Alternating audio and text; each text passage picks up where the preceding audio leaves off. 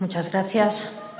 Continuamos con el punto correspondiente a la convalidación o derogación de reales decretos leyes. En primer lugar, corresponde el debate sobre la convalidación o derogación del Real Decreto Ley 15/2020 de 21 de abril de medidas urgentes complementarias para apoyar la economía y el empleo.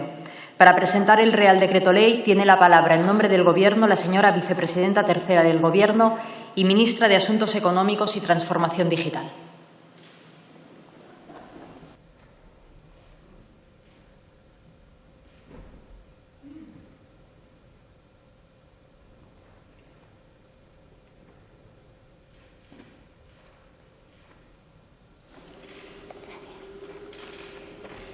Buenos días, muchas gracias, presidenta. Señorías, comparezco una vez más ante esta Cámara para solicitar su apoyo a la convalidación del Real Decreto Ley 15/2020 de 21 de abril de medidas urgentes complementarias para apoyar la economía y el empleo.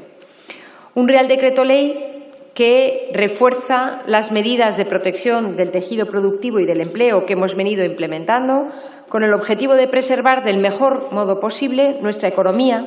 para contar así con un buen punto de partida a la hora de afrontar la recuperación.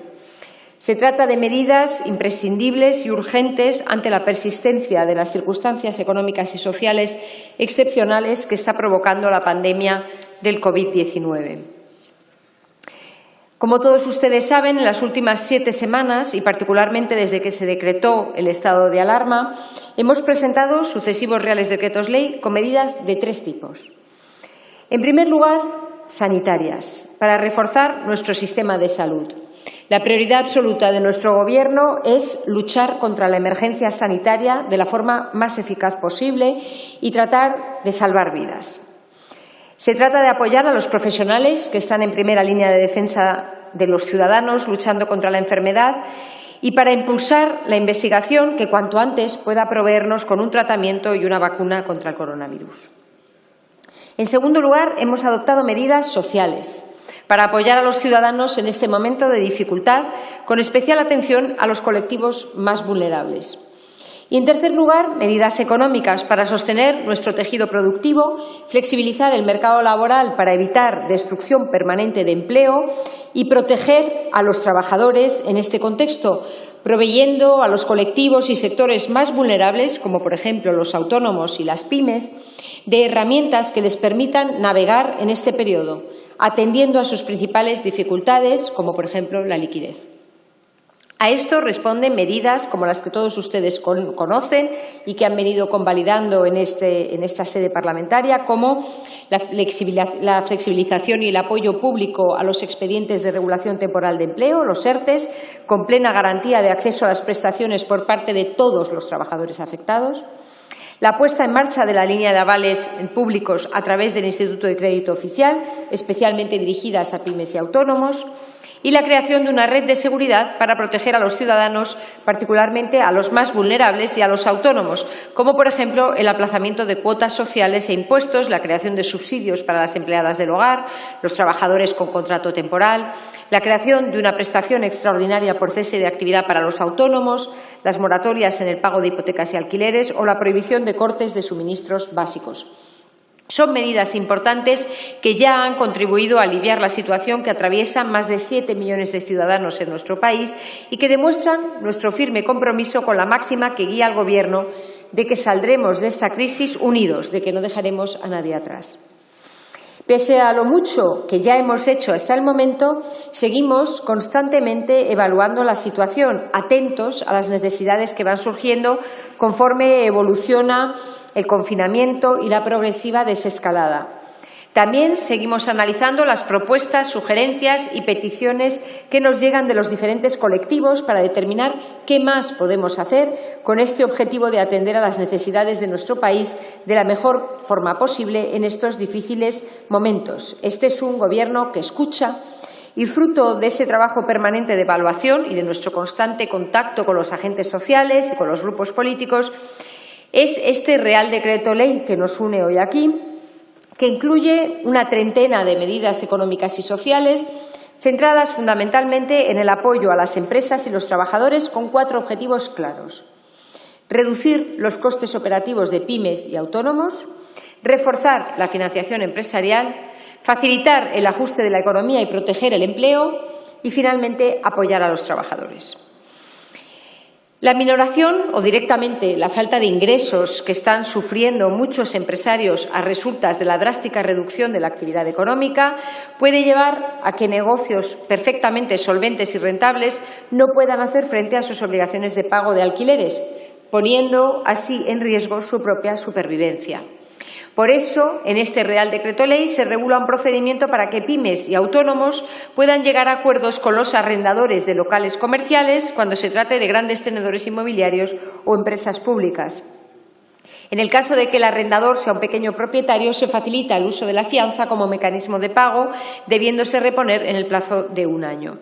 Se trata de una medida con un impacto claramente positivo en el colectivo de autónomos y pymes, de la que se pueden beneficiar más de 150.000 inmuebles de uso comercial, el 11% del total, y más de 70.000 inmuebles de uso de ocio y hostelería, casi 1/3 del total. En segundo lugar, el Real Decreto Ley incluye medidas adicionales para reforzar la financiación empresarial. Por eso, se habilita al Instituto para la Diversificación y Ahorro de la Energía, el IDAE, para conceder aplazamientos en los préstamos concedidos a terceros en el ámbito de los distintos programas de subvenciones o ayudas reembolsables que tienen. Se trata de una posibilidad a la que podrán acogerse hasta 845 préstamos con vencimientos de más de 1 millón de euros al mes. Es una cantidad que supone un balón de oxígeno para las empresas afectadas y seguimos así la línea que ya se inició con otro tipo de entidades de apoyo a las pequeñas y medianas empresas en el ámbito del Ministerio de Industria.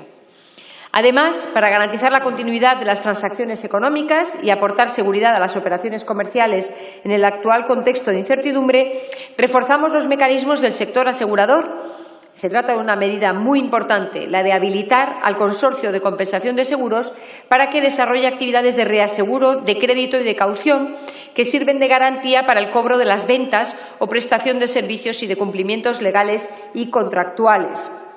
Siguiendo con la línea de los avales del ICO, se trata de garantizar la liquidez del tejido productivo. Tenemos que garantizar que siguen manteniéndose los flujos de liquidez que son el alimento, ¿no?, del funcionamiento de la sociedad y de la economía, incluso en una situación de relativa hibernación como la que hemos tenido en las pasadas semanas. También, con este Real Decreto Ley, se refuerza el reaval de la Compañía Española de Reafianzamiento, CERSA, previsto ya en el Real Decreto Ley 8/2020, que tuve ocasión de defender aquí el pasado 25 de marzo, aumentando la capacidad de aval de las sociedades de garantía recíproca de todas las comunidades autónomas. Se trata de garantizar que esta liquidez llega a todo el tejido productivo y a todo el territorio nacional. Además, garantizamos que la línea de avales del ICO, puesta en marcha hace unas semanas por valor de 100.000 millones de euros, pueda liberarse hasta finales de año, ampliando el margen temporal que hay para la posible solicitud de estos avales.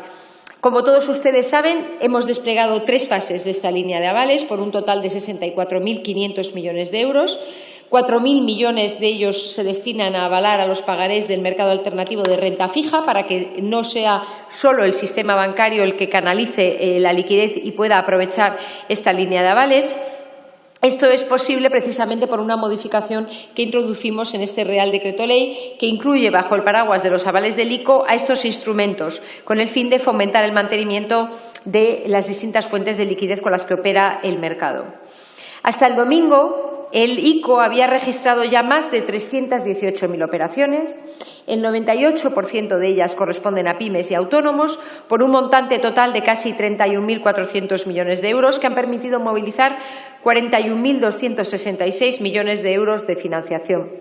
Me gusta indicar estas cifras cada vez que vengo porque es cierto que son muchos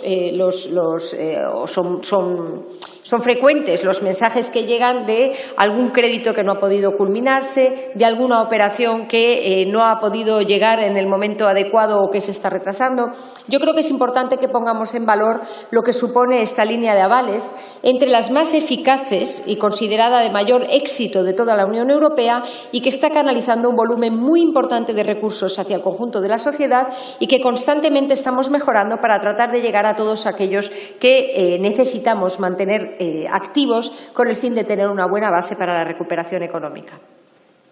En tercer lugar, este Real Decreto Ley incluye una serie de medidas fiscales que se suman a las ya previstas en el Real Decreto Ley que esta Cámara convalidó el pasado 29 de abril, con un amplio respaldo. Medidas de gran calado. Hasta el próximo 31 de julio, el material sanitario estará sujeto a un tipo cero en el IVA, aplicable a las entregas interiores, importaciones y adquisiciones intracomunitarias cuando el destinatario de dicho material sean entidades públicas, entidades sin ánimo de lucro y centros hospitalarios. De esta manera se ahorrarán algo más de 1.000 millones de euros y ponemos la producción nacional al mismo nivel que las importaciones de material sanitario.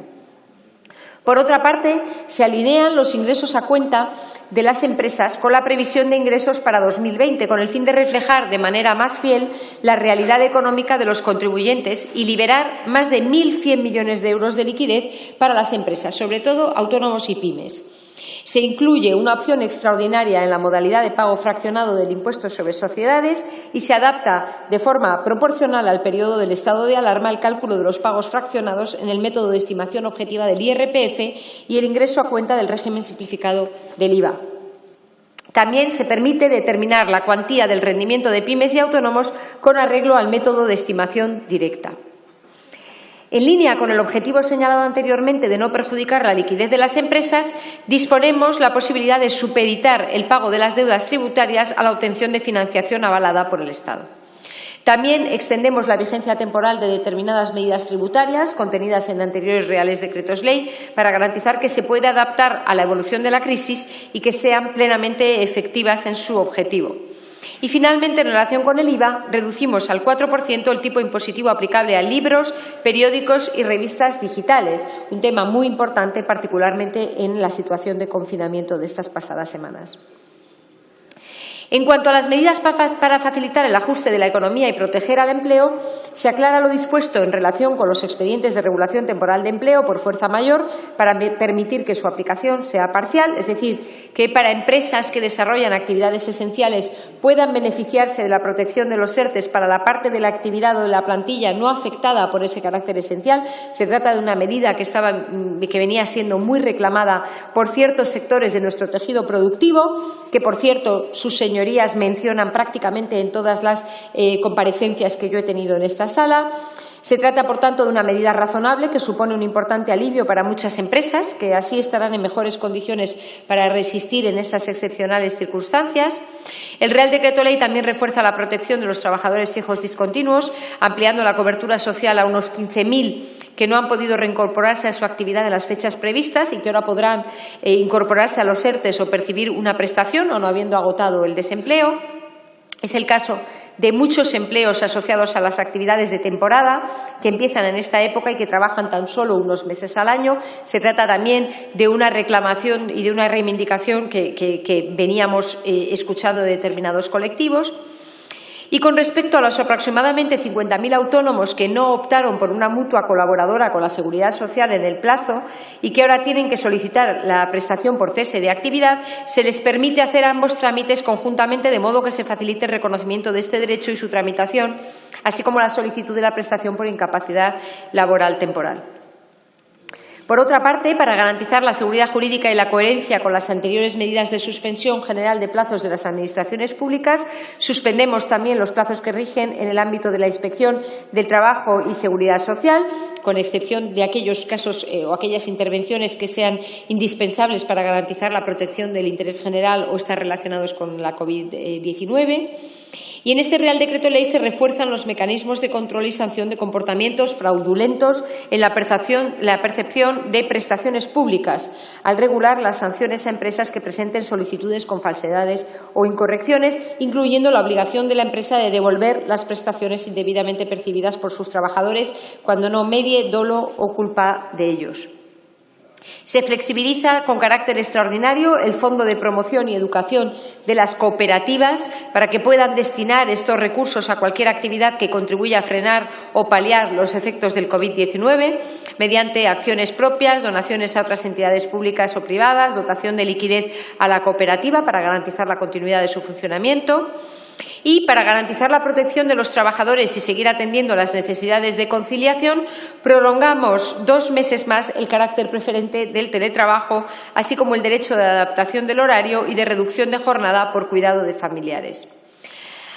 Finalmente, ante las dificultades de los parques científicos y tecnológicos de cumplir con sus obligaciones de reembolso de préstamos concedidos por la Administración General del Estado, se flexibilizan las condiciones de estos préstamos y también se posibilita la prórroga de los contratos predoctorales para personal investigador de formación suscritos en el ámbito de la investigación y se autoriza el endeudamiento del consorcio Barcelona Supercomputer Center, el Centro Nacional de Supercomputación, para posibilitar el cumplimiento de los compromisos internacionales relacionados con el proyecto EuroHPC.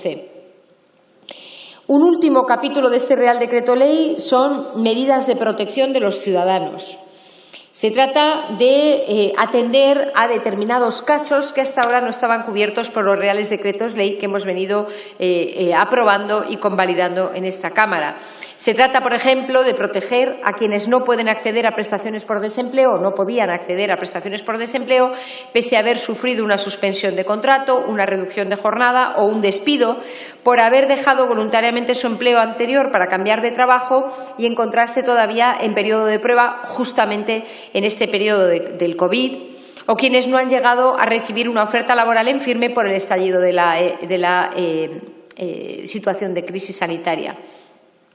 Por otra parte, se desarrolla la medida relativa a la ampliación de las contingencias en las que se pueden rescatar planes de pensiones, que ya habíamos adoptado en el Real Decreto Ley 11/2020, definiéndose, entre otras cuestiones, la acreditación de las circunstancias que dan derecho a la disponibilidad de dichos fondos, el plazo y el importe máximo del que se puede disponer. Se reducen al 50% los aranceles notariales previstos para las novaciones de créditos no hipotecarios, tal como ya estaba previsto para las moratorias. Para poner en marcha las medidas relativas a la moratoria de arrendamientos para familias vulnerables, se habilita que la línea de avales aprobada por el Real Decreto Ley 11/2020 tenga una dotación de hasta 1.200 millones de euros para garantizar los préstamos concedidos por las entidades financieras. Se incluyen medidas para garantizar la seguridad jurídica en caso de otorgamiento unilateral por el acreedor de los instrumentos notariales en que se formaliza la ampliación de plazo. También los gastos relativos a aranceles notariales y registrales derivados de la formalización e inscripción en el caso de moratorias hipotecarias se aclara que serán asumidos por la entidad financiera y se incluyen otras medidas en beneficio de colectivos específicos como los trabajadores por cuenta ajena agrarios, para los que habrá una reducción de cotizaciones durante la situación de inactividad, en el ámbito deportivo para facilitar la transferencia de recursos privados generados por el fútbol profesional hacia políticas públicas que permitan garantizar la sostenibilidad de las federaciones deportivas y de los programas de preparación para los Juegos Olímpicos de Tokio, o los titulares de préstamos renta universidad que no pudieron reembolsarlos en tiempo y forma, para los que se abre la posibilidad de innovar estos instrumentos en un nuevo plazo con las mismas condiciones. Presidenta, concluyo ya. Este Real Decreto Ley es un nuevo paso para apoyar las necesidades derivadas de la prolongación de esta situación excepcional.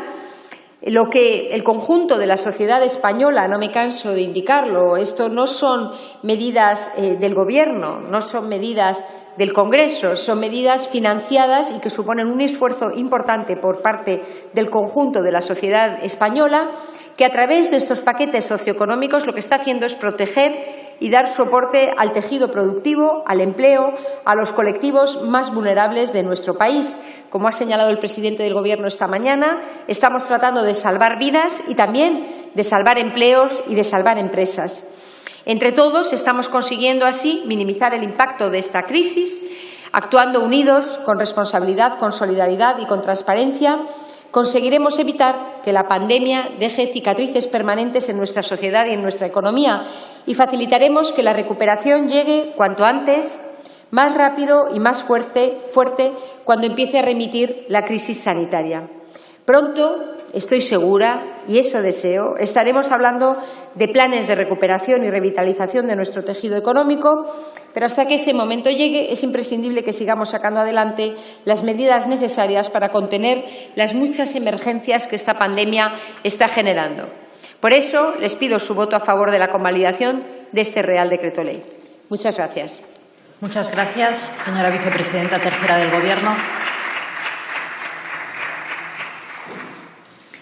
En turno de fijación de posiciones, intervienen por el Grupo Parlamentario Mixto, en primer lugar, el señor Mazón Ramos.